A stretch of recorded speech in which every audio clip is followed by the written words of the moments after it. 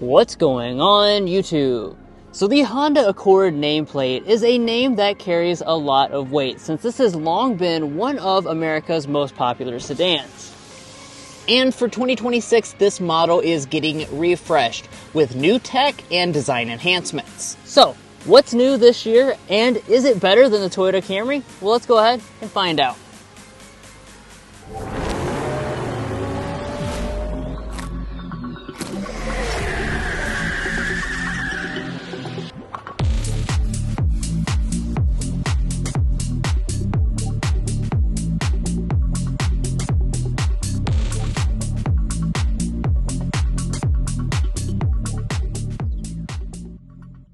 Now, like always, we need to get started here with a quick spec dump. Under the hood, the powertrains are unchanged this year. That means we have Honda's 2-motor hybrid system, a 2-liter 4-cylinder engine with 2 electric motors, making 204 horsepower. For the transmission, we have a direct drive system that behaves like an eCVT, and combined fuel economy comes in at 44 mpg. Now, the base price this year is $28,000, and if you're looking to buy one or any new vehicle, we would encourage you to go to carconfections.com/newcarquotes to get the best price. Now, of course, we can't wait to take it out for a spin later on and show you what that's like, but we need to talk about the exterior and interior enhancements this year. Now, Honda has a long reputation of refreshes where you can't exactly tell that it is the refreshed model, although sometimes they do give you a heavier design change like that updated 2026 Honda Pilot we covered recently. However, this is going to be in the first category for sure. So up here in the front, you will continue to find that signature Accord design. It's pretty aggressive in its overall execution. We have a gloss black finish for our grille through here with a little bit of a mesh design, and then that leads right into the headlights. These will continue on unchanged this year, so we have standard LED headlights across all models. These are reflector LEDs, and then you have your daytime running light and turn signal indicator along the top. As we walk around to the back, we do have a little revision here that Mason's going to point out.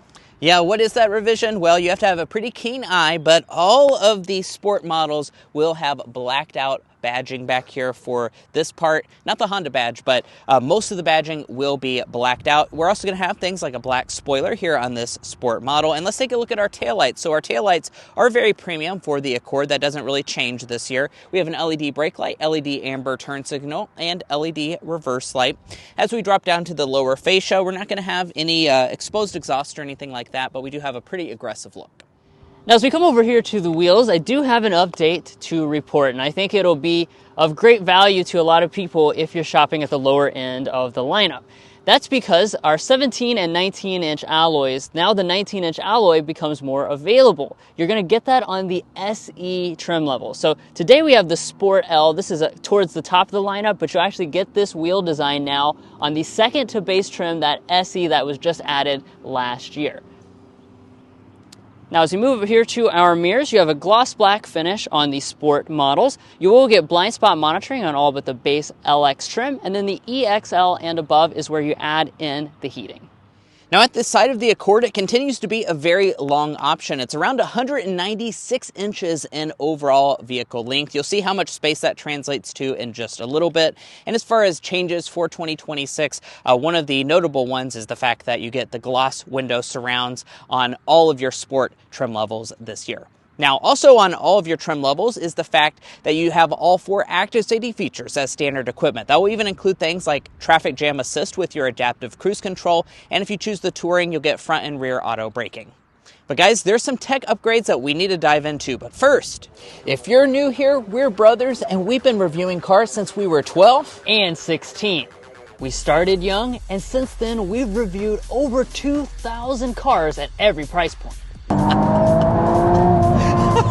No matter what you're looking for, from our long-term vehicle videos to our side-by-side comparisons, we'd love for you to subscribe to be a part of our Car Confections family.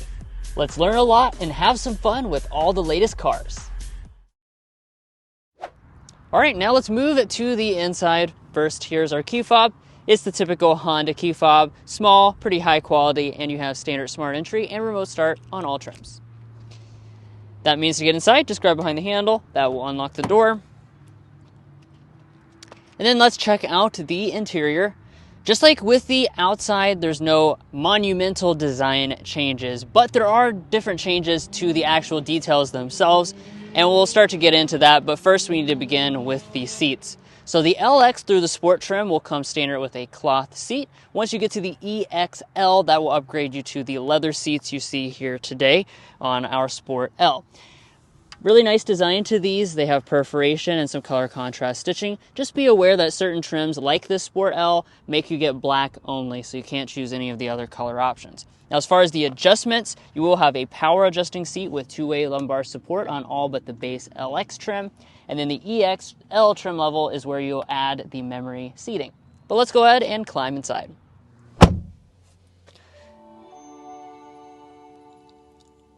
In closing up the door, you continue to get that little animation on the gauge cluster. And let's look around at the rest of the cabin materials beyond those seats. So over here on the door trim, we have a full leatherette covering with a stitching detail. That same material will continue all through the center section, and we have a soft touch plastic along the top. Going to the upper dashboard, this is a soft touch plastic as well, with a little bit of a leatherette through this section and a stitched leatherette in the center. No padding along the center tunnel, and then you have some gloss black around the shifter. Overall, in typical Honda fashion, everything in here feels really solid and well put together. Now we'll fire it up with our push button start.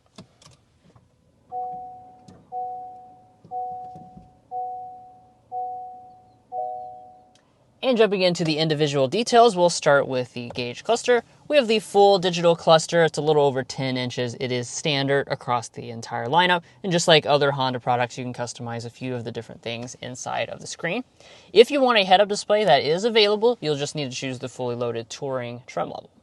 As we pull back to the steering wheel, we've got the typical Honda design steering wheel. We've got the nice leatherette wrapping on the majority of models, and it's manual tilt and telescoping. If you want steering wheel heating, you need to choose the top-end Touring, and the same also goes for rain-sensing wipers. Alright, so now we need to check out interior storage. Of course, this is really a big element with the Accord because it's always had quite a lot of space for a mid-size sedan. Let's open it up and see what we got inside this center console. You'll see we've got 14 donuts inside. That's obviously our signature car Confections donut test, and that's a very impressive amount for a sedan once again. In front of that, you have two big boxy cup holders, and then you have a large storage cubby in the very front. This is a 2026 update I want to draw attention to because now you have a wireless phone charging pad standard on every single version of the Accord.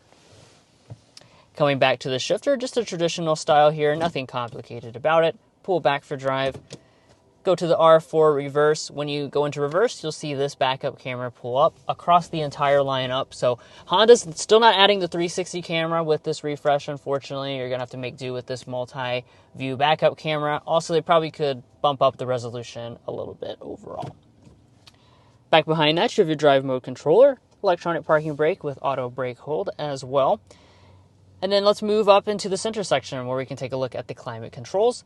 One of the nice things that Honda has done with that new SE trim they added last year was kind of bake in a couple value things into this area. That includes the dual zone climate, begins on that trim level. Very simple to adjust right through there with those high quality knobs and buttons.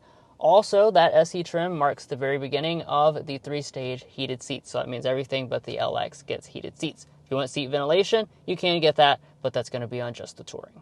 As we move above that, we've got a physical volume knob for the different audio systems you can get. There's actually 3 different ones. We have the one that's the most common, the 8-speaker middle option. You can also get a 12-speaker Bose sound system on the Touring, but let's give the middle option a sample.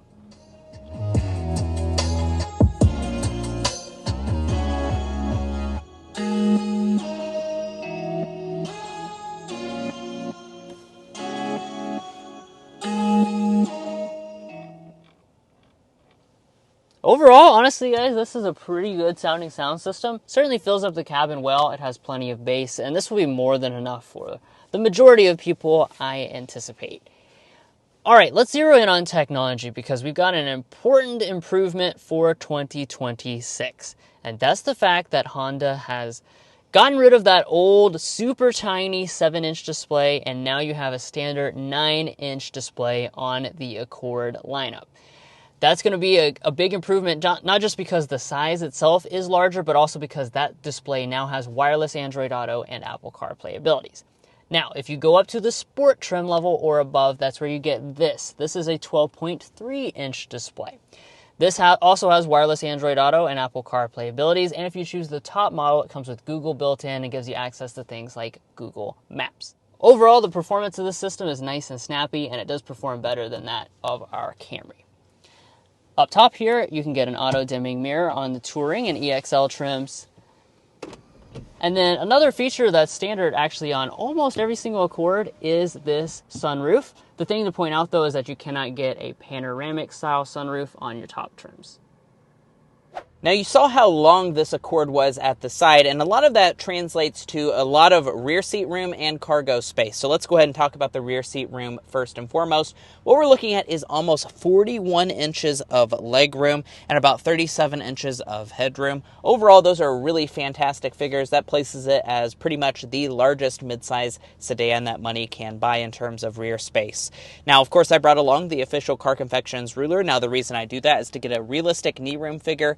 This seat is adjusted to Drew, who's 5'8", I'm 5'9", and look at that, we have a whopping 10 inches of knee room. That's fantastic. Also, my feet can easily slide up underneath of the seats.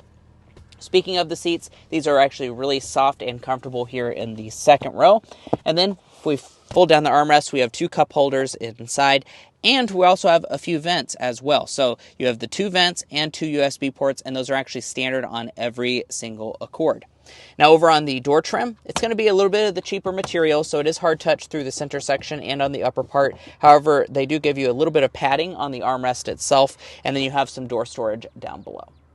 And checking out the cargo area, let's go ahead and see what that's like. So you do have some dampening to kind of fully open it up, and overall cargo space is sitting at 16.7 cubic feet of cargo capacity. That is larger than the Camry. That's larger than things like the Kia K5 as well. So once again, largest midsize sedan when it comes to the cargo area. Now, speaking of all of the rivals that you might be looking at cross-shopping this Accord with, we'd encourage you to go to carconfections.com/vehicle rankings. We've looked at all the popular segments on the market and sedans like this, and you can see how it ranks against its rivals in individual categories, depending on what matters most to you. Things like cargo space, interior technology, luxury features, powertrain, and value are all detailed for you. So if you want to make an informed buying decision against all of the rivals, we would encourage you to check out carconfections.com/vehicle rankings. Now, let's go ahead and get our cargo length, width, and height figures. This is a Car Confections review after all. And as far as cargo length, we're sitting at about 46 inches of length behind the second row.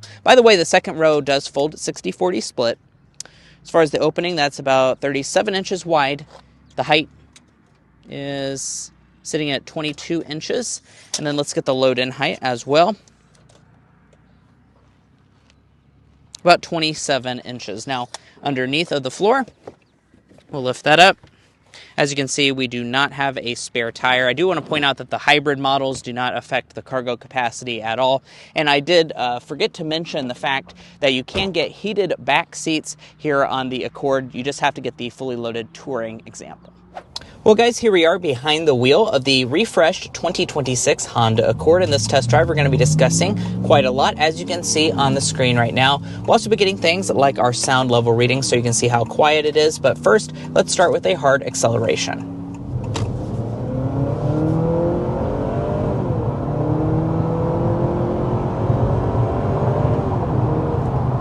All right, that's 60 miles per hour, going up a bit of an incline here with this 2026 Honda Accord. Overall acceleration is quite nice. Of course, we've got the hybrid system. So, let's just recap a little bit with the spec dump and the overall powertrain arrangement. There are 2 powertrains technically offered.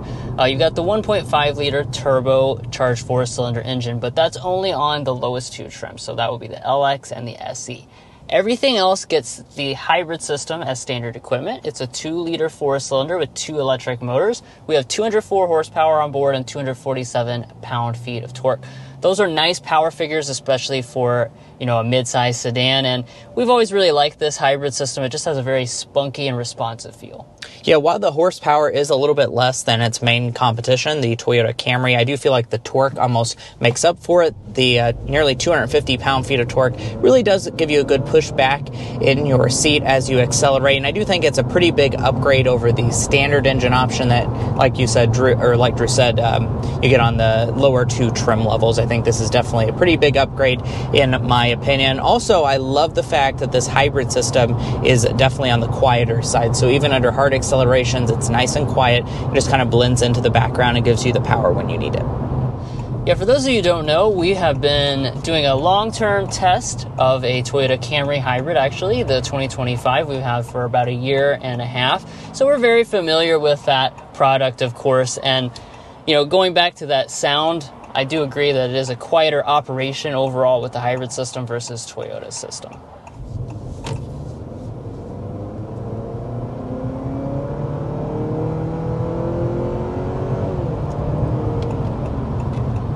Now, as far as the other element of the powertrain, we need to talk about the transmission situation. With the 1.5 turbo, you have a conventional CVT. With the hybrid system, you have basically a direct drive system. It behaves like an eCVT, but it is very responsive overall. And it has shift simulations when you accelerate hard. Now, as far as how power is routed to the ground, unfortunately, Honda has not added all-wheel drive for this refresh model. That was certainly something that I really wish Honda would have just added for the 2026 model year, because the Camry, its main rival, does offer all-wheel drive, and I think a lot of buyers are looking for that, so I'm disappointed by that fact. However, when it comes to fuel economy, the fuel economy is not going to be disappointing at all. So we're sitting at 46, 41, 44 miles per gallon combined with the most of the trim levels of the hybrid. You can get up to 48 miles per gallon combined if you choose the EXL. And then if you're curious as to the base gas engine's fuel economy, that's 32. So it's a 12 mpg difference. So a pretty big fuel savings, that's for sure, for choosing the hybrid. All right, and let's quickly talk about things such as ride quality. So when it comes to the Honda Accord, we just hit some bumps in the road. I think that's a good demonstration that this vehicle does have really good ride quality. It does definitely have a little bit of a sportier character. Drew will talk about that in just a second when it comes to dynamics with this car. It is definitely a dynamically, inspired vehicle, but overall still very comfortable. One of the things I love are these seats. These seats are very, very soft and supportive, a lot better than our Camry seats. Let me just tell you, that is for sure. So I think you'll be pleasantly surprised with the ride, although it's not overly soft. Now let's go ahead and get our sound level reading as well. We have it on fan speed 1, and we'll see how quiet it is.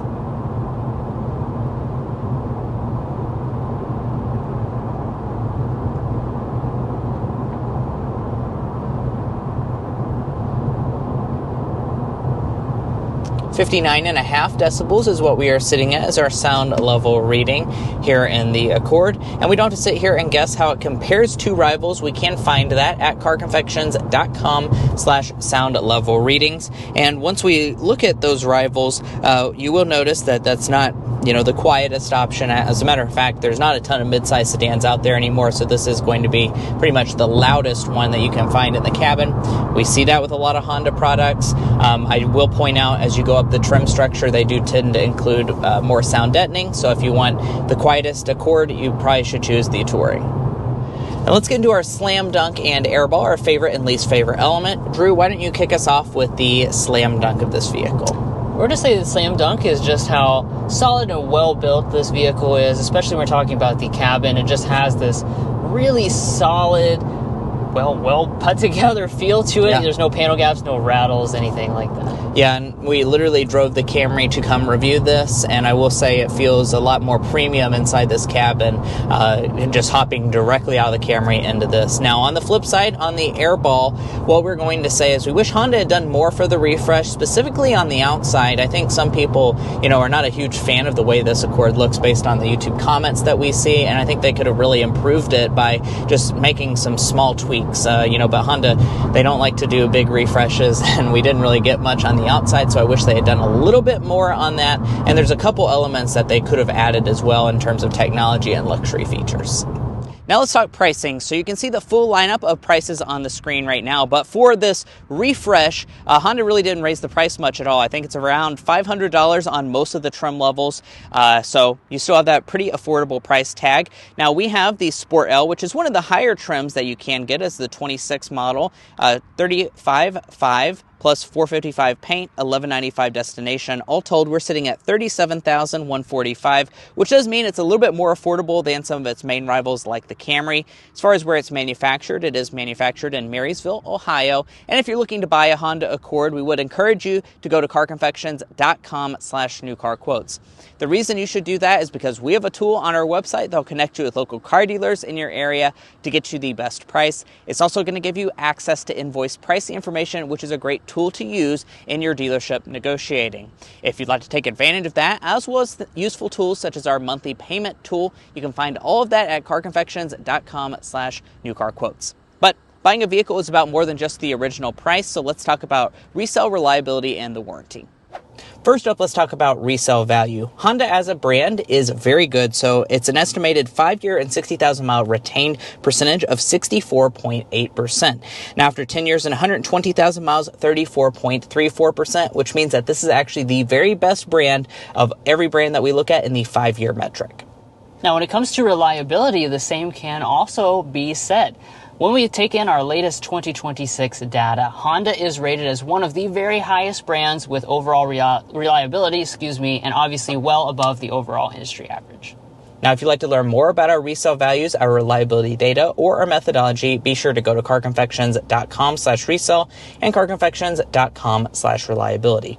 Buying a new vehicle is a big decision, and also an important part of that decision is your warranty. You have a 3-year, 36,000 mile basic warranty, a 5-year, 60,000 mile powertrain. You do also get 1 year and 12,000 miles of complimentary maintenance. And guys, that wraps up our in-depth review of the refreshed 2026 Honda Accord. If you enjoyed watching this video where we detail all the 2026 changes, we would really appreciate you subscribing down below to Car Confections. We have a lot of fun car reviews on this channel. I promise you won't want to miss out on it, and we try and stay up to date with the latest and greatest products out there. If you're already a part of our family, thank you so much for your continued support. You make this all possible. And we'll catch you next time as we sample more of the latest automotive delicacies.